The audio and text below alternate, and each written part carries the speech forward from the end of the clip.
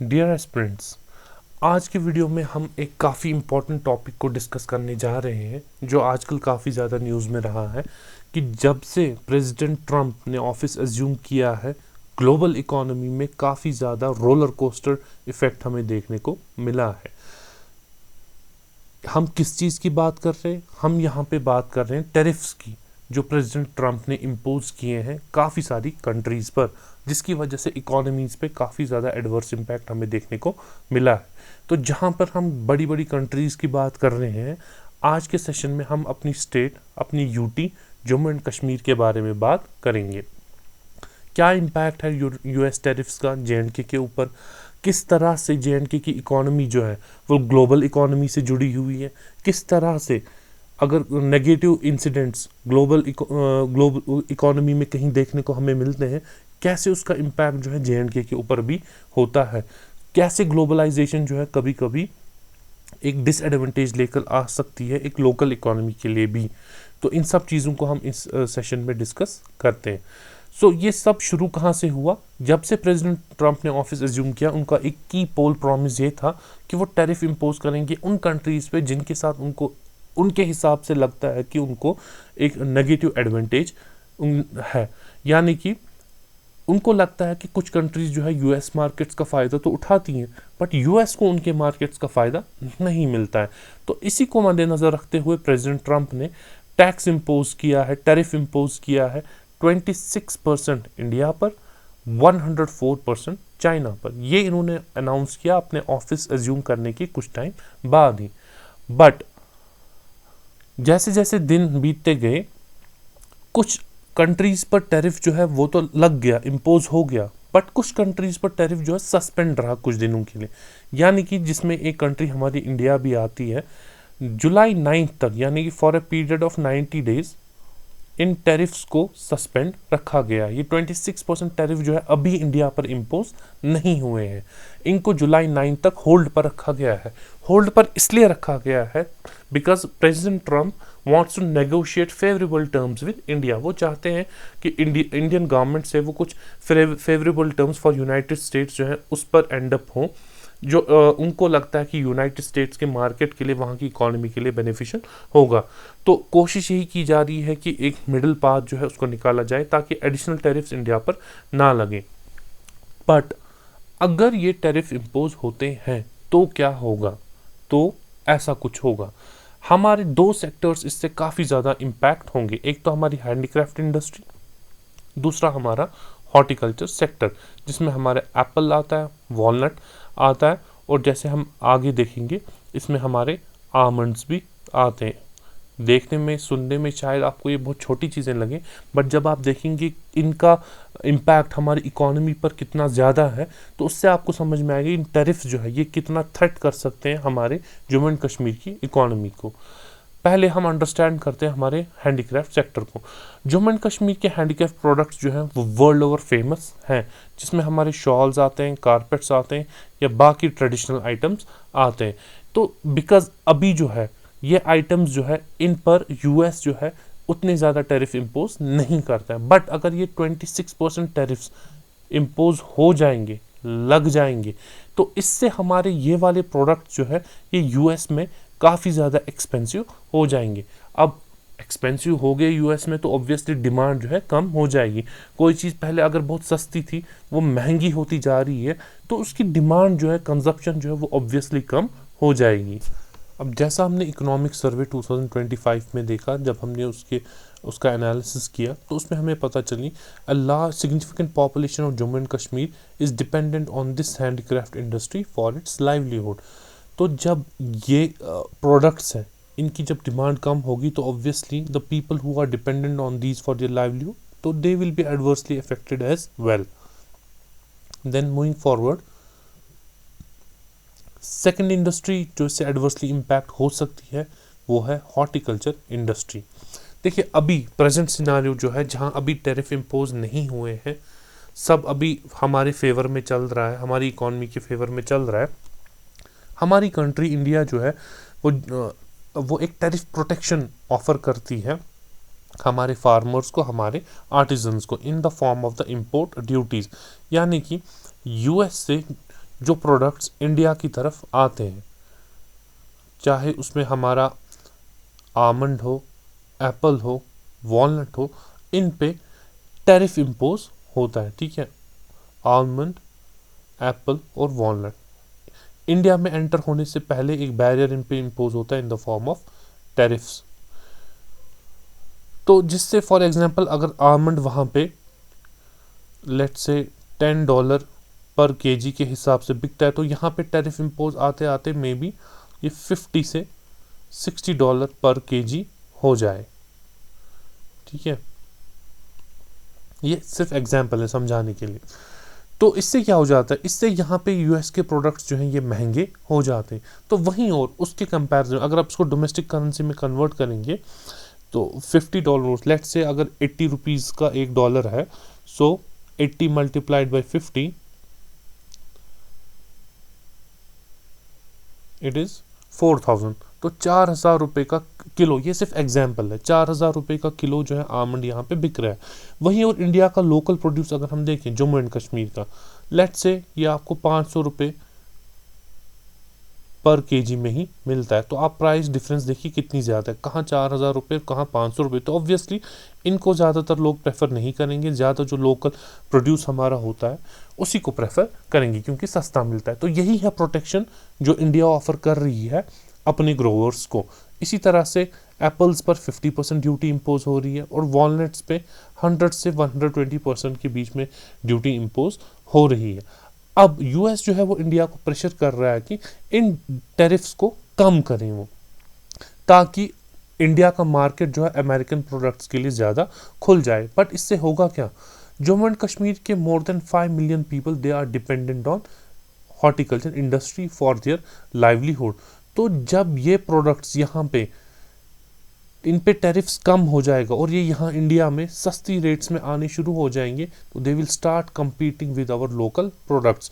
और इससे ये भी हो सकता है बिकॉज यूएस के काफ़ी टफ मेजर्स होते हैं, तो इस प्रोडक्ट की क्वालिटी भी काफ़ी ज़्यादा अच्छी होगी। तो may be people will prefer the US almond, the US walnut, the US Apple over the J&K's almond, Apple and walnut. तो यहाँ के प्रोडक्ट्स की डिमांड जो है लोकल प्रोडक्ट्स की वो कम हो सकती है, जिससे हमारे जो लोग हैं डिपेंडेंट सेक्टर पे उनकी इनकम भी कम हो जाएगी। और उसके अलावा जितनी वॉलनट प्रोडक्शन यहाँ होती है 98% उसका कश्मीर वैली में ही होता है। उसके अलावा 92% जो नेशनल प्रोडक्शन है आलमंड की वो भी यहीं से होती है और 75% एप्पल प्रोडक्शन जो है वो भी हमारी यूटी से ही होती है। तो आप देखिए कि कितनी ज़्यादा प्रोडक्शन नेशनल लेवल पर भी हमारी यूटी कंट्रीब्यूट करती है। उसके अलावा पहले एक टैरिफ प्रोटेक्शन के तौर पर इंडिया जो है वो 20% टैरिफ इम्पोज करता था यूएस के एप्पल्स पे। ठीक है, इससे क्या हुआ, इससे यूएस एप्पल्स का जो वैल्यू है वो इंडियन मार्केट में बहुत ज़्यादा कम हो गया। कम इन द सेंस कि पहले यूएस का जो मार्केट शेयर था यूएस एप्पल्स का इंडिया में वो $120 मिलियन का था 2017 में। तो इन 20% टैरिफ्स की वजह से जो इंडिया ने यूएस के एप्पल्स पर इम्पोज किए, तो इससे इनका मार्केट शेयर जो है वो $1 मिलियन पे ड्रॉप हो गया बाय 2023। 120 से 1 मिलियन किस वजह से, 20% टैरिफ इम्पोज करने से। तो इससे आपको पता चलती है कि टैरिफ्स जो है, जो कुछ कमोडिटीज़ हैं वो टैरिफ्स के लिए कितना ज़्यादा सेंसिटिव हैं। अब अगर इन्हीं टैरिफ्स को कम किया जाए जैसा कि हो गया 2023 में न्यू दिल्ली लीडर्स समिट में, जब G20 कंट्रीज़ की समिट थी वहाँ पे, जब इन एडिशनल टैरिफ्स को हटाया गया, ठीक है, इन आलमंड्स पे, एप्पल्स पे और वॉलनट्स पे इन 20% प्रोटेक्शन को जो है हटाया गया, तो इससे यूनाइटेड स्टेट्स के एक्सपोर्ट्स जो है वो इंडिया की तरफ बढ़ गए, जिसमें एक कॉमन एग्जांपल है कैलिफोर्नियन आमंड की, जिसका एक्सपोर्ट काफ़ी ज़्यादा इंक्रीज हो गया इन टैरिफ्स को ख़त्म करने की वजह से।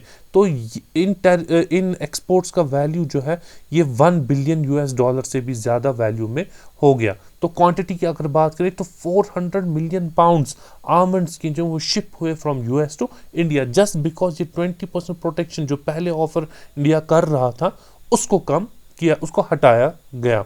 उसके अलावा जो एप्पल है, एप्पल के एक्सपोर्ट जो है वो भी 10 गुना बढ़ गए सिर्फ एक साल में। और इनका वैल्यू जो मार्केट वैल्यू है $48 मिलियन से 2022 में 50 to 80 मिलियन हो गया 2024 में। इसी तरह से वॉलनट जो है इसका वैल्यू भी इंक्रीज हो गया up to record $70 million in 2024, just एक टैरिफ प्रोटेक्शन हटाने की वजह से।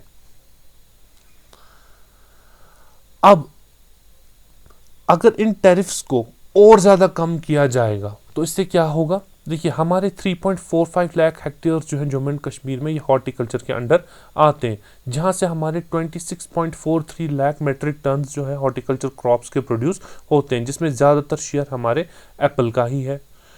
तो इस इंडस्ट्री से 7 लाख फैमिलीज जो है वो एसोसिएटेड हैं, या मोर देन 35 लाख पीपल।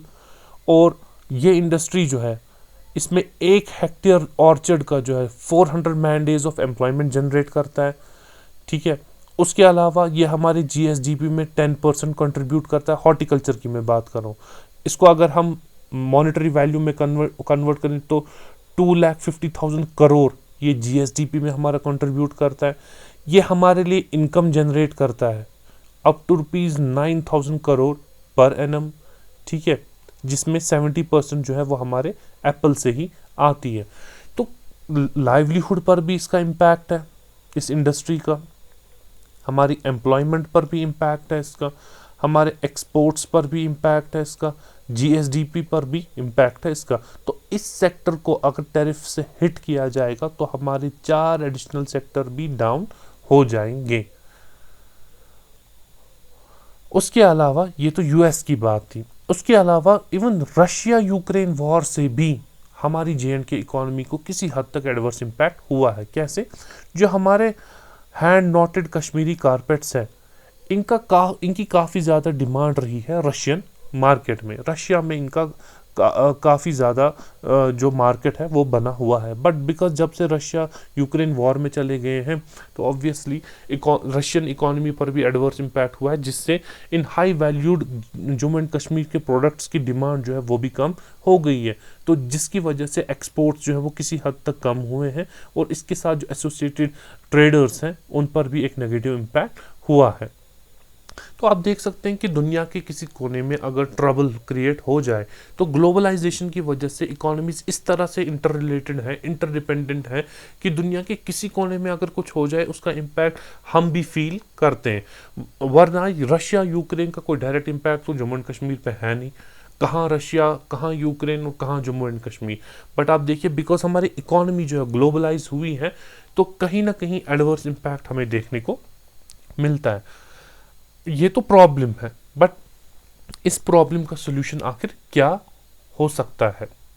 उस सोल्यूशन को हमने डिवाइड किया है 2 पार्ट्स में, एक तो शॉर्ट टर्म सोल्यूशन एंड दूसरा long term solution. Short term solution ज़्यादातर फोकस कर रहा है हमारी कंट्री के अंदर ही, यानी कि कुछ पहले हमारी डोमेस्टिक प्रैक्टिसेस ही ऐसी हैं जिनको सुधारने की ज़रूरत है, जिसमें सबसे पहले हमारी ट्रांसपोर्ट प्राइसिंग आती है। यानी कि अगर फार्मर का कोई प्रोड्यूस निकल रहा है, अगर हमारा आर्टिजन कुछ बना रहा है तो एक्सपोर्ट करने के लिए इसको ट्रांसपोर्ट का यूज़ करना पड़ता है। तो कमर्शियल ट्रांसपोर्टेशन के चार्जेस को जो है वो कम किया जाए ताकि हमारे एक्सपोर्टर्स के लिए, लोकल एक्सपोर्टर्स के लिए ये प्रॉफिटेबल बिजनेस बन जाए। इससे उनके लॉजिस्टिक्स कॉस्ट जो है वो कम हो जाएंगे। उसके अलावा गवर्नमेंट जो है मार्केट इंटरवेंशन स्कीम इंट्रोड्यूस कर सकती है हॉर्टिकल्चर सेक्टर में, हमारे हैंडीक्राफ्ट सेक्टर में, ताकि प्राइसेस जो है इन प्रोडक्ट्स के वो बहुत हद तक स्टेबल हो जाए। क्या इसका मतलब है? मैं आपको दूसरी एग्जांपल देके समझाता हूँ।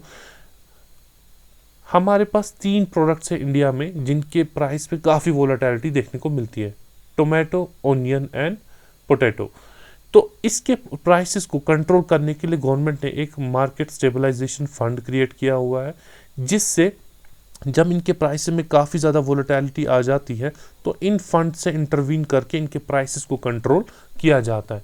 इसी तरह से अगर एक ऐसा फंड क्रिएट किया जाए जम्मू एंड कश्मीर में, जहाँ से हॉर्टिकल्चर और हैंडीक्राफ्ट इंडस्ट्री के जो प्रोडक्ट्स हैं उनके प्राइसेस में ज़्यादा वोलेटिलिटी ना आए, उनको एक स्टेबल प्राइस मिले, तो उसके लिए इस फंड को हम यूटिलाइज कर सकते हैं। ठीक है, उसके अलावा फ्रेट रैशनलाइजेशन पॉलिसी भी इंट्रोड्यूस कर सकते हैं ताकि जो फ्रेट चाहे वो रेलवे के थ्रू हो या रोड्स के थ्रू हो, इनके इनका कॉस्ट भी जो है वो कम किया जाए ताकि हमारे जो एक्सपोर्टर्स हैं उनके लिए फ्रेट प्राइसेस जो है वो प्रॉफिटेबल हो जाए, कम हो जाए। उसके अलावा अगर हम लॉन्ग टर्म सॉल्यूशंस की बात करें तो फ्यूचर्स मार्केट जो है एक अच्छा ऑप्शन है। फ्यूचर्स मार्केट का मतलब है, लेट्स से कोई एक फार्मर है ए और ये एप्पल प्रोड्यूस कर रहा है, ठीक है। अब एप्पल ग्रोइंग सीजन आपको पता ही है, मार्च से अप्रैल के अराउंड होता है, ठीक है। और इसका हार्वेस्ट सीजन जो है वो अक्टूबर के अराउंड होता है। अब लेट्स से कोई कंपनी आती है XYZ के नाम से, कंपनी XYZ जो है वो इस फार्मर को अप्रोच करती है, बोलती मार्च या अप्रैल में इस फार्मर को अप्रोच करती है, बोलती है आप भाई अभी जो है एप्पल को ग्रो कर रहे हो, मुझे आपसे एप्पल चाहिए, बट कब चाहिए? अक्टूबर में, जब हार्वेस्ट होगा। मैं आपसे अक्टूबर में एप्पल लूँगा एट द रेट ऑफ ₹100 पर केजी, चाहे उस टाइम पे मार्केट की कुछ भी हालत हो, चाहे मार्केट में ₹150 पर केजी के हिसाब से बिक रहा हो, बट आप मुझे 100 पर केजी पर ही भेजेंगे। चाहे मार्केट डाउन हो और 80 पर केजी पर ही बिक रहा हो, बट मैं फिर भी आपसे 100 पर केजी के हिसाब से लूँगा। इससे क्या होता है, इससे इस कंपनी को भी एक गारंटी कॉस्ट जो है वो पता चल जाती है कि ये अक्टूबर में ₹100 का खर्चा ही इनको करना है, उससे ज़्यादा या कम नहीं करना है। फार्मर को भी पता है मार्केट की चाहे जो हालत हो, चाहे ट्रम्प आए, पुतिन रहे ना रहे, कोई और आए, मुझे तो अपने ₹100 मिलेंगे। तो नेगेटिव इम्पैक्ट जो है मार्केट का वो काफ़ी हद तक कम हो जाता है। ऐसी ही कुछ चीज़ जो है इस फ्यूचर्स मार्केट में होती है। तो ये इसका एक अलग एक्सचेंज होता है, जैसे हमारे स्टॉक्स का एक्सचेंज होता है, गोल्ड का एक्सचेंज होता है, इसी तरह से इन कमोडिटीज़ के लिए, एग्रीकल्चर के लिए भी एक सेपरेट एक्सचेंज है जहाँ पे इस तरह की डीलिंग्स की जाती है। तो इससे प्राइस वोलेटिलिटी बहुत कम हो जाती है। तो लेट्स से प्रेसिडेंट ट्रंप के आने से पहले अगर किसी ने ये कॉन्ट्रैक्ट एग्जीक्यूट किया होता तो ट्रंप के आने के बाद भी उसको ये ₹100 पर केजी मिलने ही मिलने थे।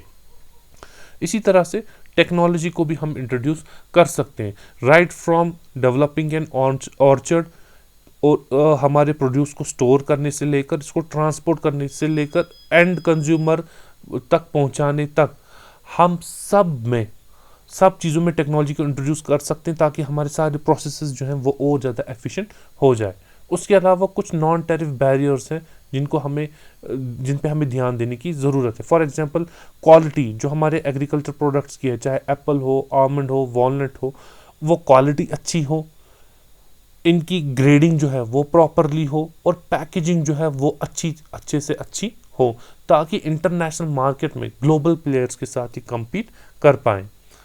उसके अलावा एक हाई एंड टेक्नोलॉजी ब्लॉकचेन जो है इसको इंट्रोड्यूस कर सकते हैं, जहाँ पे ट्रेडिंग हो इन चीज़ों की, जिसके थ्रू ट्रेडिंग हो इन चीज़ों की, हैंडीक्राफ्ट प्रोडक्ट्स की, एग्रीकल्चर प्रोडक्ट्स की, जिससे इस मार्केट में ट्रांसपेरेंसी आए और इंटरनेशनल प्लेयर्स को भी इसमें पार्टिसिपेट करने का मौका मिले और हमारे फार्मर्स और आर्टिजन्स को भी जो है एक ग्लोबल मार्केट का एक्सपोजर मिले।